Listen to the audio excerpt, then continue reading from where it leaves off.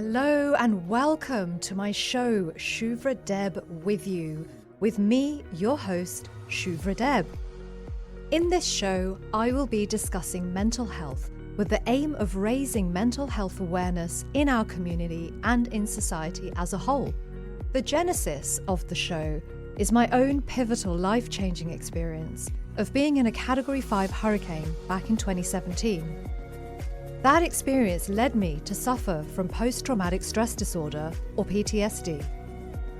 I am hosting this show in order to let you know that you are not alone if something life-changing has happened to you from which you are struggling to heal. Shuvra Deb with you focuses on a range of topics relevant to mental health and to raising awareness of issues surrounding mental health. Hello everyone and welcome back to my show, Shuvra Deb with you.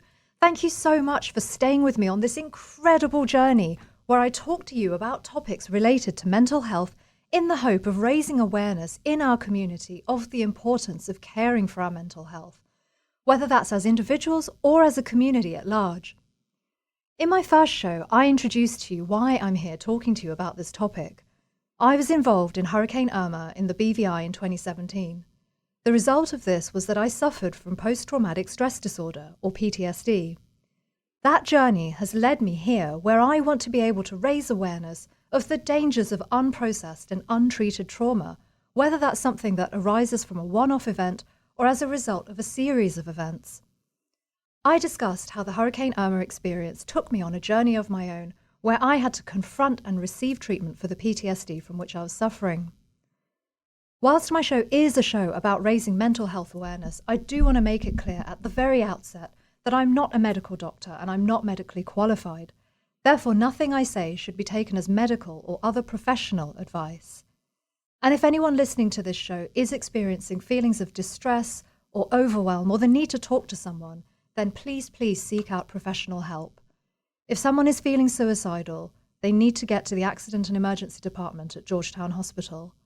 And if someone needs a person to talk to or some guidance on how to deal with symptoms, there are so many options here in the Cayman Islands that you can reach out to. Infinite Mind Care can be reached on 926-0882. The Alex Panton Foundation offers clinical support to service providers on island for people up to the age of 30 who need financial assistance. All of that information is up on their website, alexpantonfoundation.ky.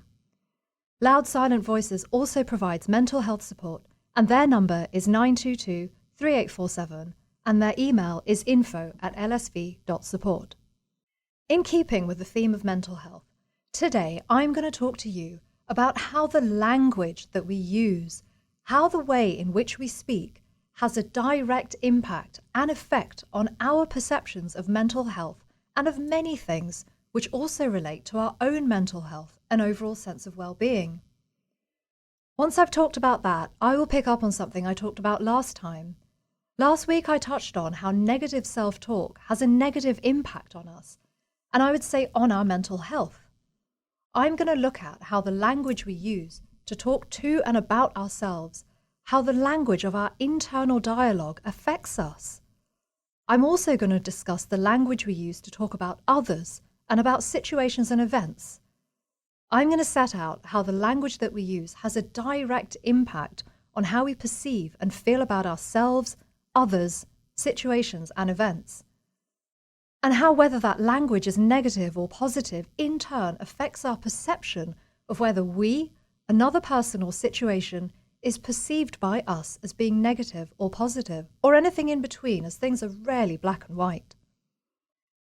By changing the way in which we use our language, by changing the way in which we speak, we change our perception of life.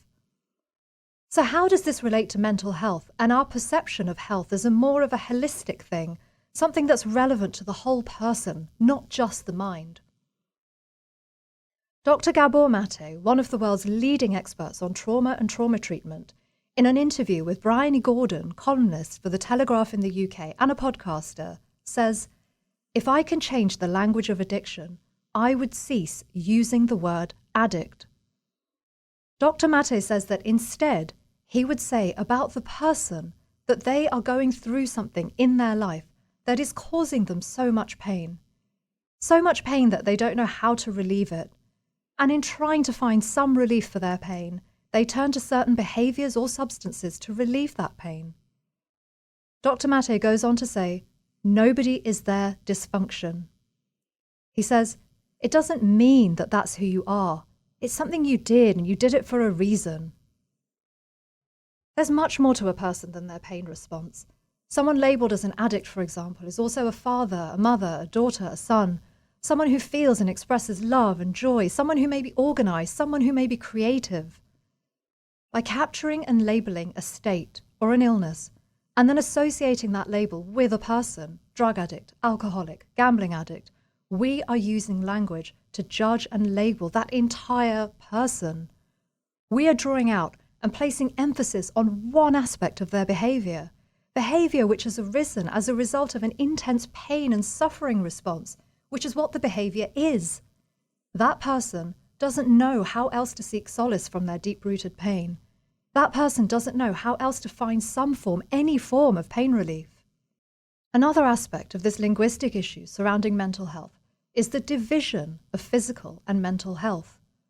The very fact that mental health is a term of phrase separate to physical health tells us that one's mind and spirit is seen as something other than the physical body, something other than the whole person. And there may be a very simple reason for that. The very simple reason might be that as humans, we are so used to focusing on what we see, and we see each other's faces and bodies in their manifest forms. Perhaps because of that focus on form, we've come to exist in this society where we place the form above everything else. We focus on the form as being separate from the whole. And of course, the whole person includes many, many different aspects. It includes the mind, the body, the emotional experiences, the memories, the traumas, the joys, the relationships with caregivers, family, friends, teachers, and so on.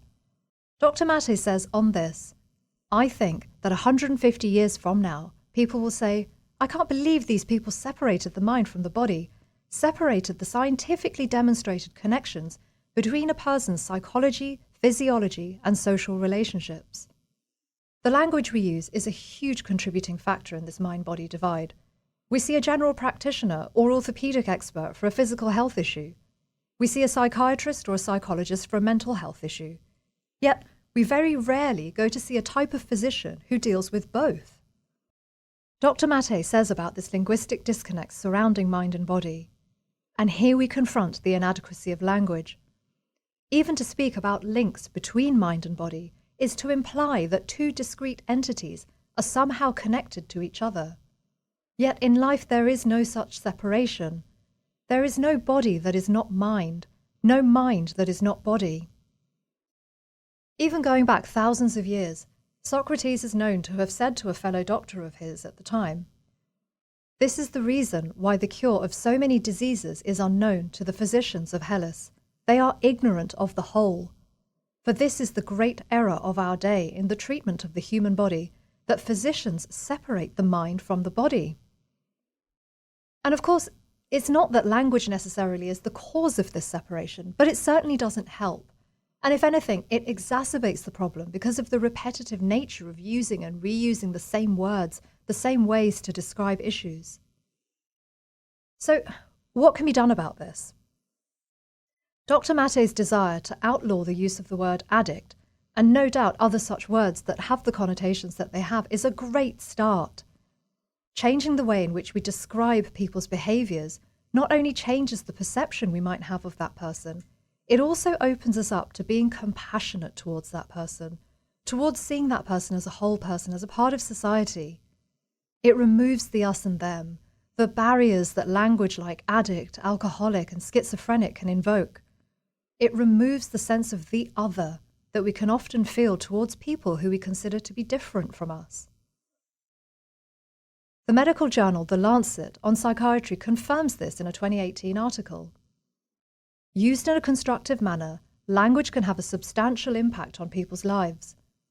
The Lancet continues, in the context of mental illness, mental health and well-being, negative words can be experienced as condescending, isolating and stigmatizing, whereas positive words can convey dignity, empathy and hope.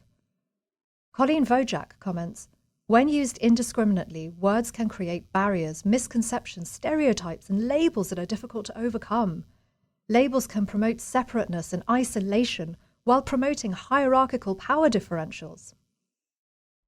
Changing our language surrounding health and mental health is something that is part and parcel of having more compassion for fellow humans. So, why do we need to bother with that? Why should we be compassionate towards other people?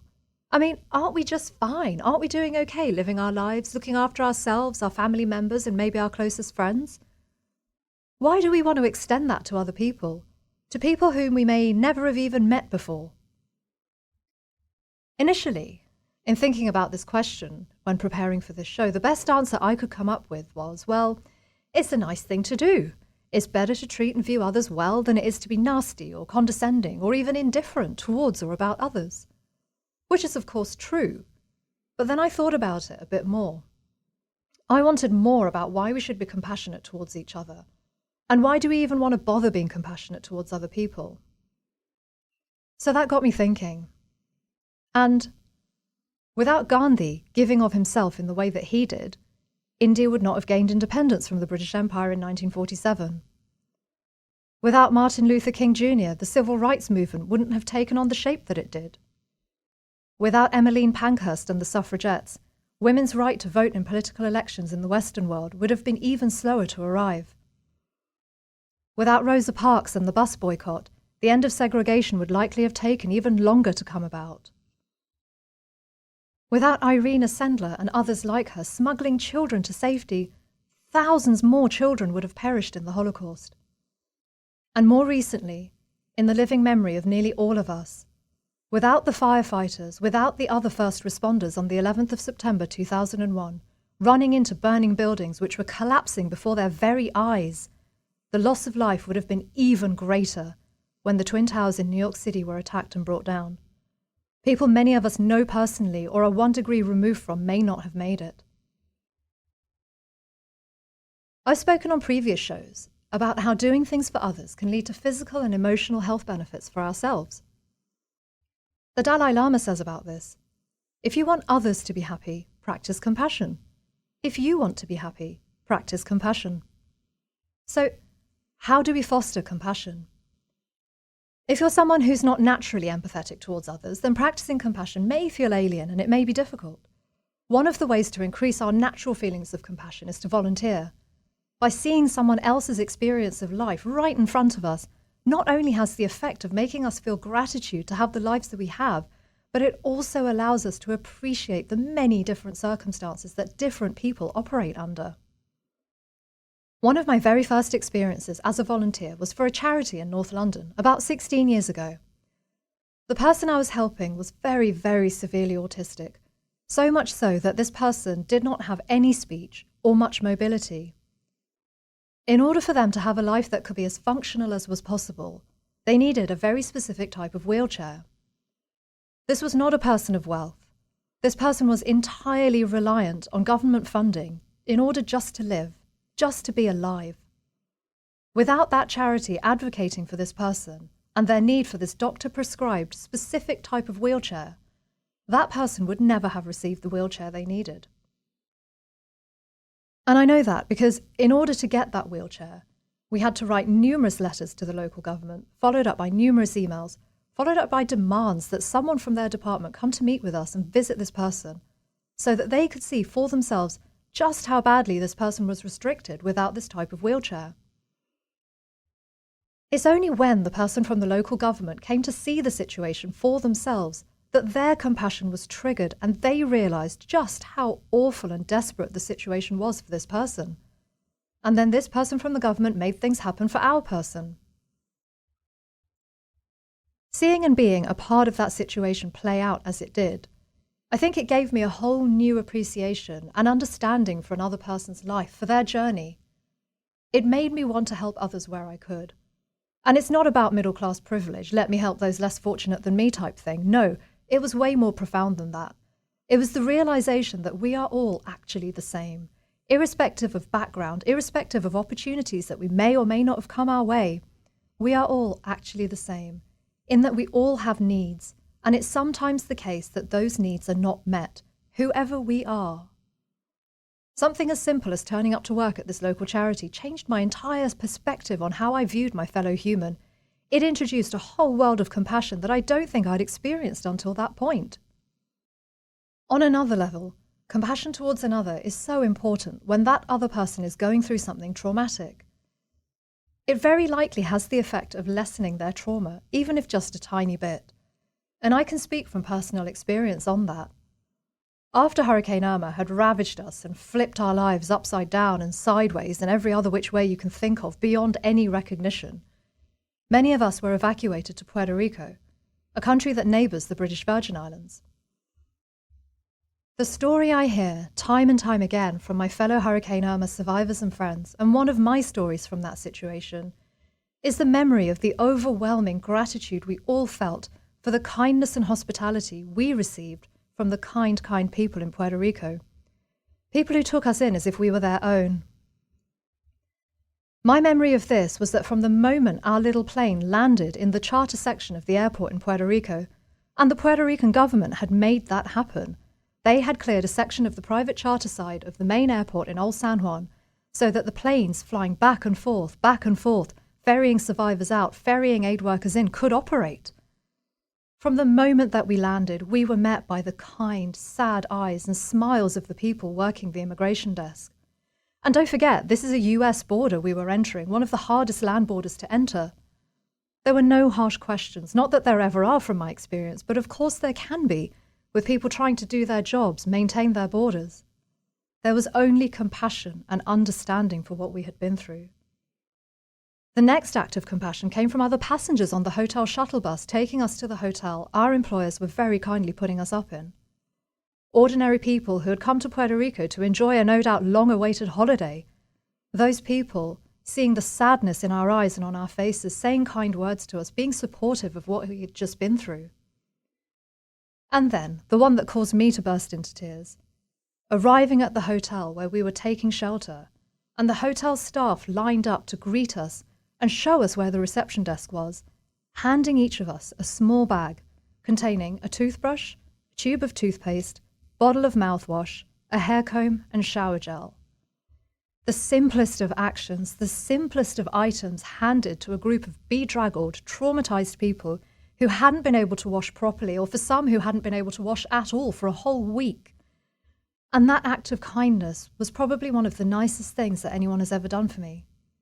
And the lady handing me my little bag didn't know me, didn't know any of us, had never met any of us before. And I know for sure that those acts of kindness from the people in Puerto Rico towards me, after having had such an awful, awful time, lifted my spirits and reassured me that things would one day be better again, things would be okay again. Without that, and the other acts of kindness from others along the way, it is quite likely I would have sunk into an even deeper state of PTSD and depression than I then went on to experience. If any of you listening to this are thinking, oh yeah, I remember that time I had a similar experience where I did something for someone and it changed my perspective on things, on life. Or if any of you are thinking about a time when someone else did something kind for you and maybe that changed your life, I would love to hear from you. Email me your stories at shuvradeb82@gmail.com. That's shuvradeb82@gmail.com, spelt SHUVRADEB82@gmail.com.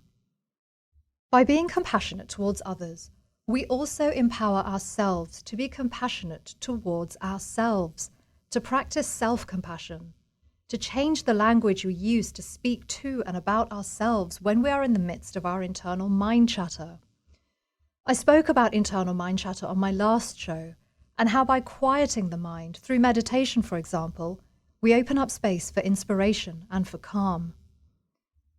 Another way of dealing with the internal mind chatter is by speaking more kindly to ourselves. By doing that, we place ourselves in a better position to forgive ourselves when we consider that we've done or said something that we're unhappy about. People will often much more easily forgive a mistake or a behavior committed by someone else than they'll forgive themselves for the very same thing. Dr. Kristin Neff, in Self and Identity, identifies self-compassion as involving self-kindness versus self-judgment, a sense of common humanity versus isolation, and mindfulness versus over-identification. Dr. Neff also makes the point that with self-compassion, we give to ourselves the same kindness and care that we would give to a friend. Her research shows that self-compassion builds coping skills and resilience, which in turn radically improves our mental and physical well-being. She says, self-compassion motivates us to make changes and reach our goals, not because we're inadequate, but because we care and want to be happy. One of the common myths of self-compassion about which Dr. Neff speaks is that compassion is deemed as self-indulgence. I think a lot of that confusion around self-compassion and self-indulgence comes from the society in which we live, where we are trained from childhood to get high grades, to achieve in exams, to go to the best university or college, to get the best job we can possibly get, to get the promotion, to get a pay rise, to get a bonus, to get. With all that fixation on getting, on achieving, I think we've fallen into a pattern of thinking and behaviour where if we do anything for ourselves, then we are being self-indulgent and are therefore distracted from the getting. Taking time and attention and intentionally changing the way you think and speak to and about yourself is not self-indulgence. That is self-compassion.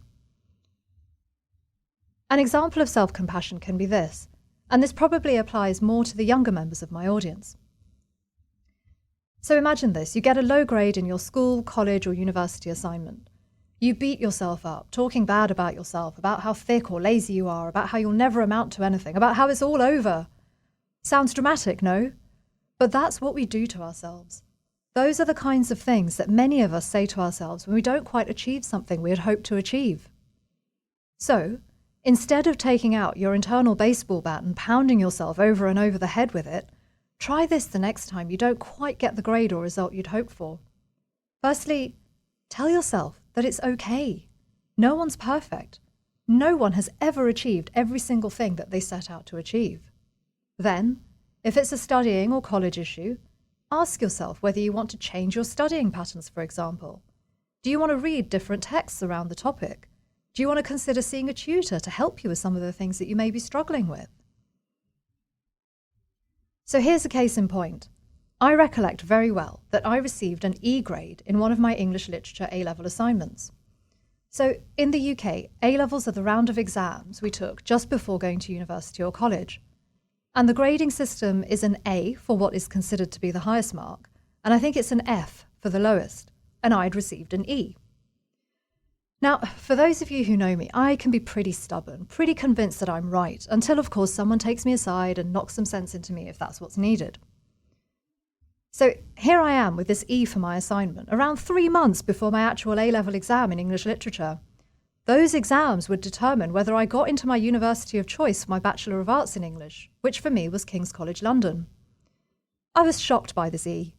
And I was so shocked because I knew I was right. What I said in that essay, the way I'd analysed that text, was of course the correct way.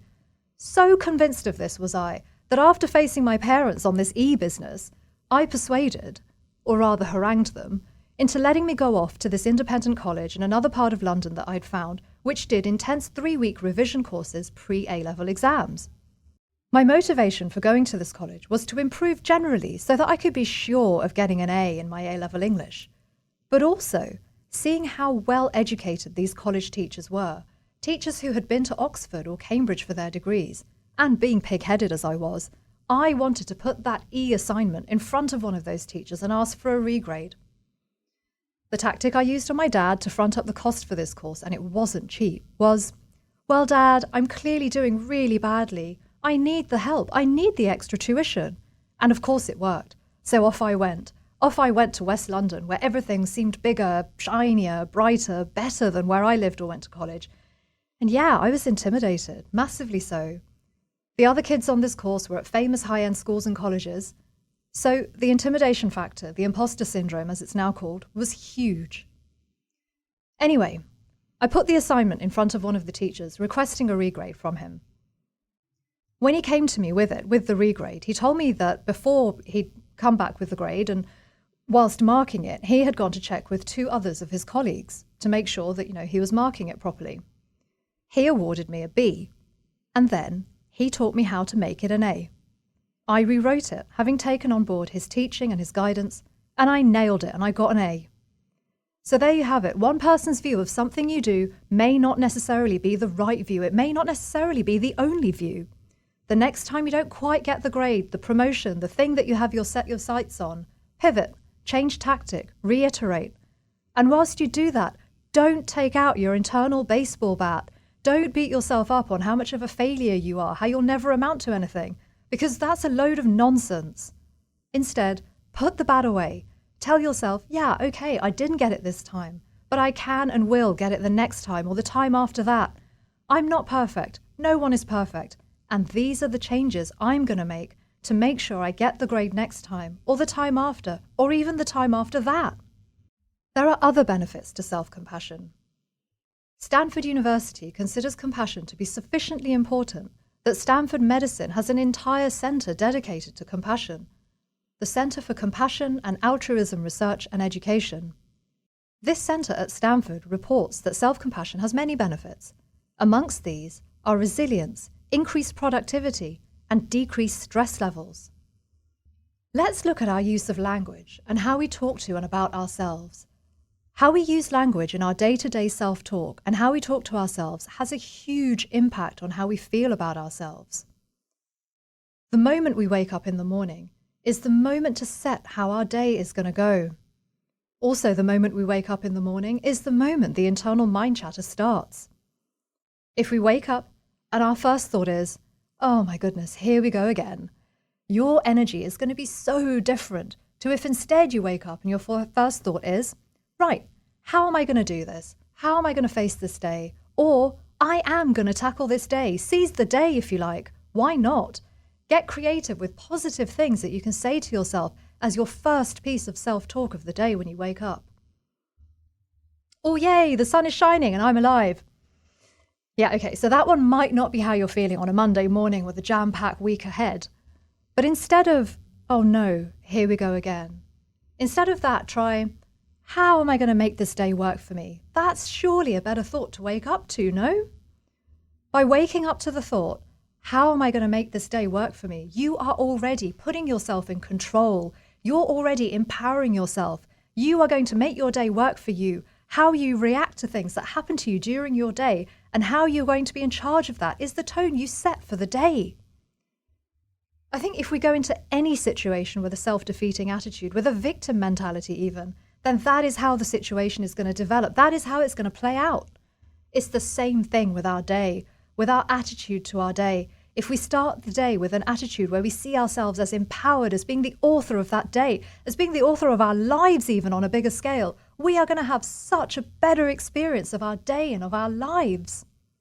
So in doing my research for this show, and for those of you tuning in regularly now, you've probably worked out that I love research. I'm always citing research and study results to you. I just geek out on this kind of stuff. So in doing my research at the weekend, in the bookstore, I came across a book called Chatter, the perfect book for this show. Chatter by Ethan Kross, who is a PhD expert on controlling the conscious mind. Kross starts by saying that our internal mind chatter is actually something evolutionary that is beneficial to us. Our internal mind chatter enables us to charter events, situations, and things that happen to us during the course of our lives by being able to rationalize what's going on and by being able to make logical decisions in response. However, the other side of that is something he describes in the following way. Chatter consists of cyclical negative thoughts and emotions that turn our singular capacity for introspection into a curse rather than a blessing. It puts our performance, decision-making, relationships, happiness, and health in jeopardy. We think about that screw-up at work or misunderstanding with a loved one and end up flooded by how bad we feel. Then we think about it again and again. We introspect, hoping to tap into our inner coach, but find our inner critic instead. Kross describes this inner voice dichotomy as an inescapable tension of the inner voice as both a helpful superpower and destructive kryptonite that hurts us. One way of retaining more of the helpful superpower and less of the destructive kryptonite is to do the type of visualization exercise that I'm going to take us through shortly, so hang tight and listen out for that. It's going to make you feel good. One of the ways in which our inner voice is affected, shaped even, is by our upbringing. And this upbringing is influenced by our culture. Cross summarised this as how, in most Asian countries, standing forward is frowned upon because it threatens social cohesion. In contrast, Western countries like the United States place a premium on independence. That may sound like a generalisation, and perhaps it is, but broadly, I have to say I agree with this particular generalisation. My own experience of an Asian culture upbringing in the West was very much a hybrid of not standing forward too much, as in don't be too wacky and out there, but do show some independence too, in the sense of don't just follow everyone else, but don't be too different. So another thing to be aware of is whose inner voice is the inner critic that we hear in our internal mind chatter. Just being aware of whether the critic is in fact our own thoughts or our thoughts but influenced by the criticisms and views of others, of our caregivers when we were children, of society at large. I think that awareness is very important. That awareness and the ability to step away from someone else's voice being our inner critic is liberating. For example, the teacher, or worse, the parent who says, "You're no good at maths or art or whatever." That's not actually true. It's someone else's perception of a situation. Being aware that an inner critic is a regurgitated opinion belonging to someone else, when that is the case, allows us to release that part of our inner critic, to rewrite the story, if you like. Another space in which our negative inner critic, negative internal mind chatter is anything but a friend is this. Cross gives the following example. You're in a situation in which you should be happy, spending time with friends, say, or celebrating an accomplishment, but a ruminative thought swallows your mind. Cross cites a 2010 study by scientists which found that inner experiences consistently dwarf outer ones. What participants were thinking about turned out to be a better predictor of their happiness than what they were actually doing. He concludes, your mood is defined not by what you did, but by what you thought about. And negative thinking goes beyond impacting your mood. Cross and his colleagues undertook a study in New York City to see if there is a correlation in the brain between how our brains react to emotional pain and how our brains react to physical pain.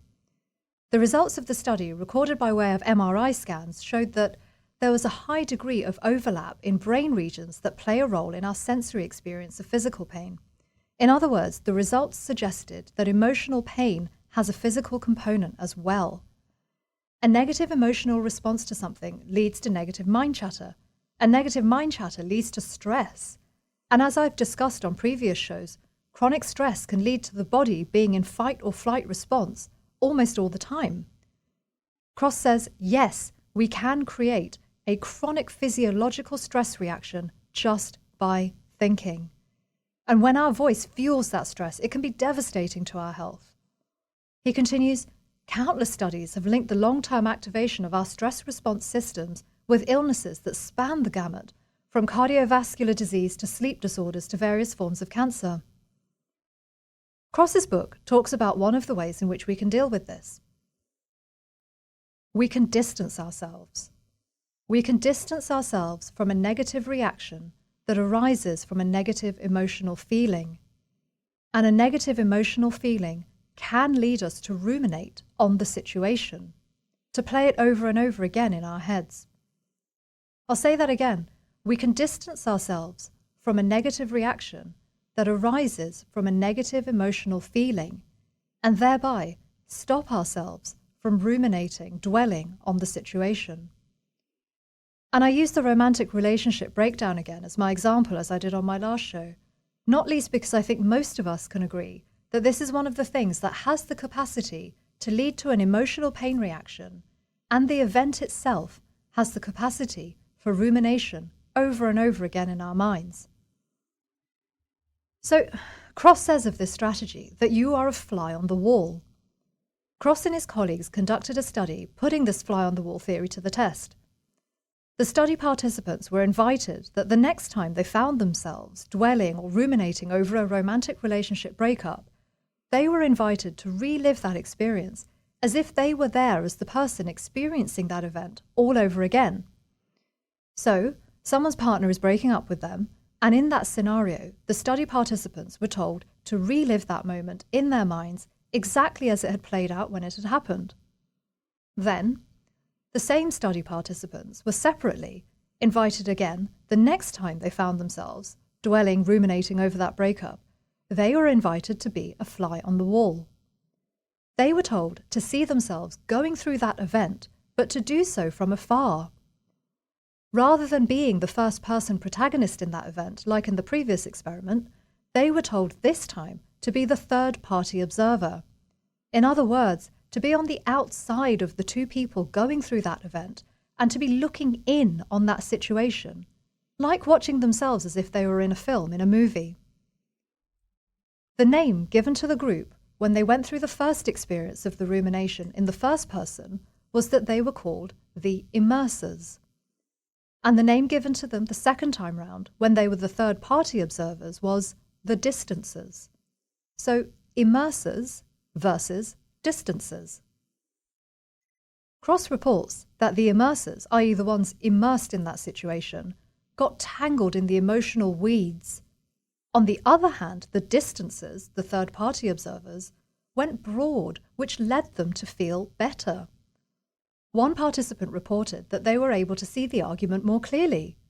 Another person noted, "I initially empathized better with myself, but then I began to understand how my friend felt.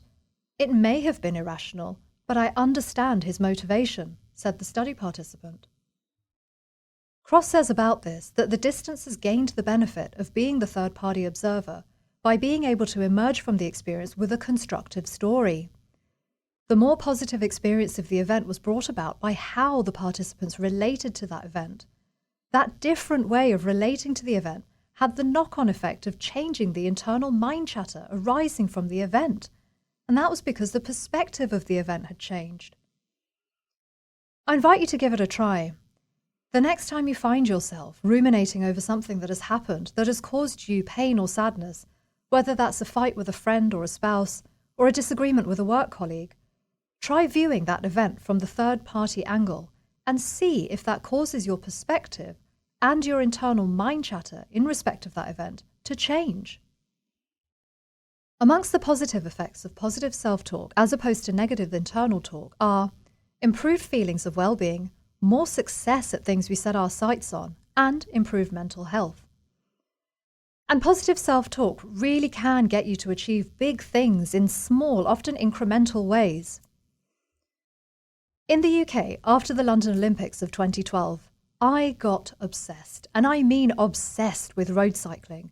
I loved it. I loved everything about it. Having had a passion for riding my bike as a kid, which I used to do with my dad every Sunday, which I loved doing, I saw an opportunity to get back on my bike. And I really did love everything about this. The feeling of the road bike weighing next to nothing, the sleekness of the tyres, the kit. Ooh, I loved the kit. The cycling jerseys with multiple pockets for nutrition bars, the padded gloves, the little lycra shorts, the special clippy shoes. However, I was terrified of actually cycling on the road because of the traffic. I was also terrified of falling off my bike because those little clippy shoes made you stick to the bike and it was hard to get your foot out unless you knew how. So, I got a cycling coach to help me with this. Andy Cook. If you're listening, Andy, whoop whoop, shout out to you. As part of this, I decided it would be a great idea to enter a ballot to cycle Ride London 100.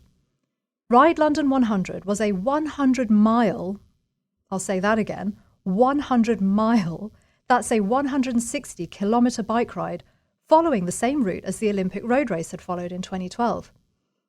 I entered this ballot, but I was sure that I wouldn't get in. I mean, there was so much hype back in 2012 and 2013 around this new bikeathon that loads of people across the UK and internationally were applying. So my chances of success were slim. In addition to that, I entered the ballot with less than 6 months to go in which to train for this thing. Couch potato, as I was then, to 100 miles? That was ambitious. Except, you guessed it, I did get selected. And not just in 2013, I was selected in 2014 and again in 2015. And then in 2016, I moved to the sunny Caribbean, so that was that. So, back to the 100 miles. One of my tricks my cycling coach taught me, and it's with me to this day, on getting around the course, on getting around the 100 miles, was to take it in small chunks. So Andy and I would be cycling around Wiltshire, a county in England, and we'd be out in the countryside. And of course, it being the UK, the rain would come tipping down or the wind would pick up. And then what happened was that I started complaining that I couldn't go any further, that I was tired, I was wet. And Andy would say to me, "See that gatepost over there? Just get to that gatepost." And then quickly, the gatepost would come and it would go. But I would still be flagging. And Andy would see this, being the excellent coach that he is. And he would say, "See that tree over there in the distance?" And I'd work out which tree he was pointing out. "Just get to that tree." What Andy was saying to me, what he taught me, was not to think about the distance, the miles. He was teaching me to take things in stages. And another excellent tactic he taught me, which got me through the grind of the 100 miles each and every time, was to break it up into 10-mile chunks and not think beyond each set of 10 miles. So, aim for close-by targets and break it up while you're getting there. And while I was cycling to the next gatepost, the next power line, the next tree, my internal self-talk was, "You've got this, you can do it, you can do it." And then I'd congratulate myself for having got to the next gatepost, power line or tree. And once I'd got there, I'd immediately find a new small target to reach, and once again start with a positive self-talk. And all of that, along with scores of energy bars and electrolyte drinks, got me through not one, but 3 Ride London 100s. And of course, all the training that goes into something like that. So I invite you to apply this to your life. Just think what you can achieve, how far you can go, sometimes quite literally, if you break up the steps into small chunks. And all the while you're doing what you're doing, you become your biggest fan, cheering yourself on, giving yourself positive talk. Just think what you can achieve. There's also power in visualization. Have you ever had to give a presentation or perform in a play or be a part of a panel discussion? If you have, you may have visited the venue beforehand so that you get an insight into the lay of the land, into what the space where you'll be doing your thing is going to feel like, how it's going to look. And if you've done that, chances are that visiting the venue settled your nerves, even if it's just a little bit. That visit probably also allowed you to visualize yourself participating in that event before it went ahead. It allowed you to feel how you might feel on the day or on the night as you're giving your performance, or even sitting an exam you went to visit the exam hall beforehand. Yes, this is the sort of geeky stuff I used to do at university and college. Visiting the exam hall beforehand certainly did help to settle my nerves before the big day. So I want you to try a visualization technique with me. If you're not driving, I invite you to find a comfortable place to sit or lie down. As you settle into the space you've chosen, with me take a few deep breaths, gently closing your eyes if you haven't done so already. And as you do that, focus in on your breath and how your breath feels against your nostrils and lips as you breathe in, and how your breath feels against your nostrils and lips as you breathe out. Let's together now take 3 deep breaths. Deep breath in and deep breath out. One more deep breath in and another out. And a third deep breath in and deep breath out. As you settle into this practice, stay mindful of your breath and how that feels as it enters your body and then leaves again. And as you rest where you are, I want you to think of a goal that you've been working towards, or think of something that you've been dreaming of achieving. Staying with the breath whilst you're doing this. Perhaps it's climbing a mountain, taking part in a triathlon, or running your first 5K. It doesn't matter what it is. Just think of something that's meaningful, that's important for you. Asking someone out you've had your eye on. Singing to a live audience at Madison Square Garden. The possibilities are endless. And as you do this, I invite you to start seeing yourself there. Start seeing and feeling yourself in that role, in that place, doing or saying that thing that you've been dreaming of, or that you're aspiring for and working towards. And staying with the breath as you do this.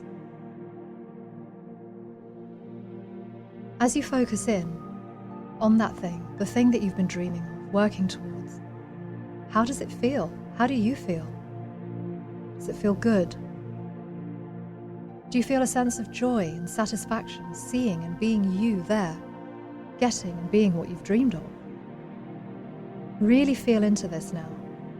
You are there. You are doing it. Now, as you do this, say to yourself, inside your head or out loud, whichever you're called to do, say to yourself, I deserve this. I deserve to be here. Say it again. I deserve this. I deserve to be here. And again, I deserve this. I deserve to be here. Carry on being in that place where you are doing the thing you've dreamed of or have been working towards. Stay in the zone. Stay focused on what you're doing, what you're achieving, that thing you've dreamt of, the thing you're working towards. Feel into how incredible it feels right now. Feel into how incredible it feels to be here. Say now, my life is incredible. I am incredible. Say this again. My life is incredible. I am incredible.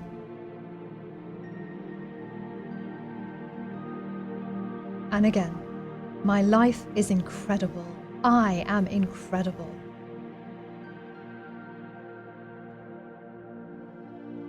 Feel into this moment now. How amazing this boom moment is. Feel into how good you feel. Now start to come back to your breath. Start to feel your body against the chair that you're sitting on or wherever you're lying down. And when you're ready, let the visualization dissolve, coming back to your normal, natural pace of breath. Letting the visualization dissolve, coming back to your normal, natural pace of breath. And when you're ready, gently, gently open your eyes.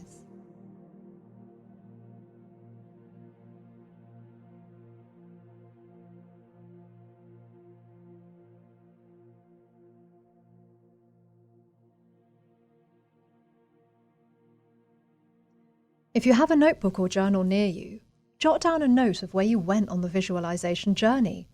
Write down how you felt in that space, how you felt being there, living your greatest dream. And if during this exercise you didn't go to that place, that's totally fine. Visualization isn't for everyone and it might not be for you. Whether you participated in the exercise or not, if you have a notebook, your journal in front of you, I invite you to write down some of those cool buzzy affirmations that I took you through about how great you are, how good you feel, how incredible you are, and how incredible your life is. The next time you're having a blur moment, or the next time you catch yourself in that negative internal mind chatter and you find yourself spiraling, open up this notebook or journal and read about just how amazing you are. Remind yourself of that, and maybe use that as a prompt to turn around the negative mind chatter into positive self-talk. I am the greatest, said Muhammad Ali about himself, even before he knew he was the greatest. I truly believe that to be the greatest at something, or even to be great at something, we have to believe that we already are. Not least because if you're not sufficiently inspired by you, by what you do, then who else is going to be inspired? And if you still need convincing, the power we have as humans to change and adapt our internal chatter is huge. For those of you who are bilingual like me, or have a second or other language, you'll get this. Assume you speak English in your day-to-day life, and assume you have another language that you speak from time to time, or more than one other language. For me, the first of those languages is English, and the second is Bengali. I was raised by Indian parents, themselves born and raised in Kolkata, East India, in the state of West Bengal. By the time I was born, we were in the UK. For the first 6 years of my life, I didn't speak any English, and only communicated in Bengali and some German, as we'd lived in Germany for some time. That order then switched as I got older. My main language of communication became English, with Bengali reserved for trips to India to visit family or for speaking with family on the phone. And that remains the case today. So what happens is this. When I go to India, the more time I have spent away from India, the harder I find it to switch out of English and into Bengali. A trick I was taught when I was a teenager by my French teacher, Mrs. Cannon, shout out to you if you're listening. Mrs. Cannon taught us that if we were going to be fluent in French, we needed to start thinking in French. Once we start fluently thinking in a certain language in a certain way, that then forms a new habit pattern in our brain, making the actual speaking part of the language easier. I tried this and still do this when visiting family in India. From the moment I get settled into wherever it is that I'm staying, I start to have my internal self-talk in Bengali. Even in my mind, it's far from fluent for the first 2, sometimes 3 days, but then it gets easier, to the point that when I get back home, my internal mind chatter remains in Bengali, and I have to remind myself and work at changing my mind back to English.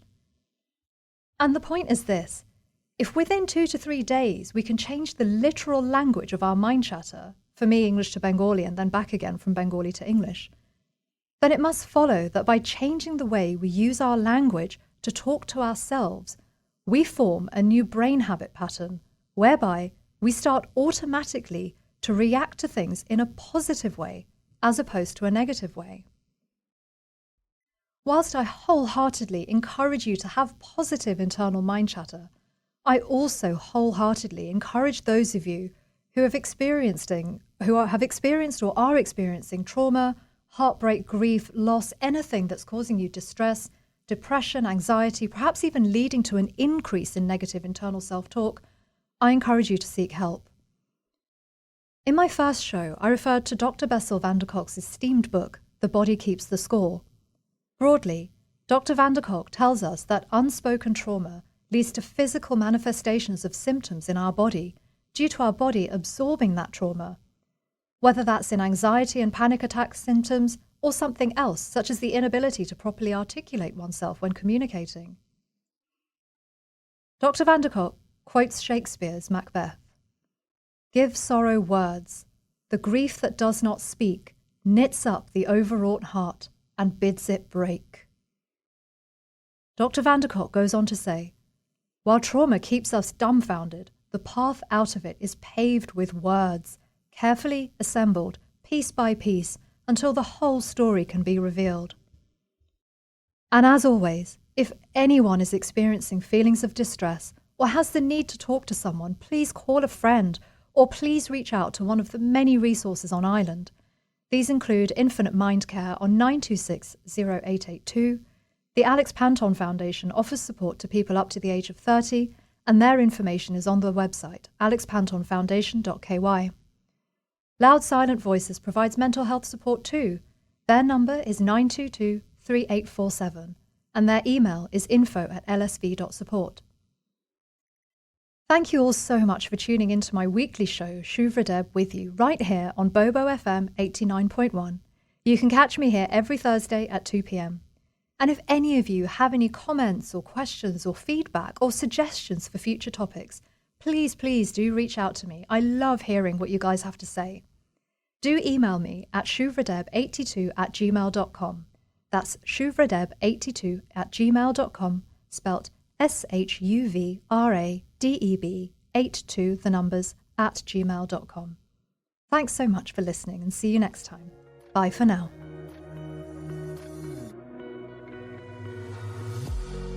Thank you all so much for tuning in and for listening to Shuvra Deb with you.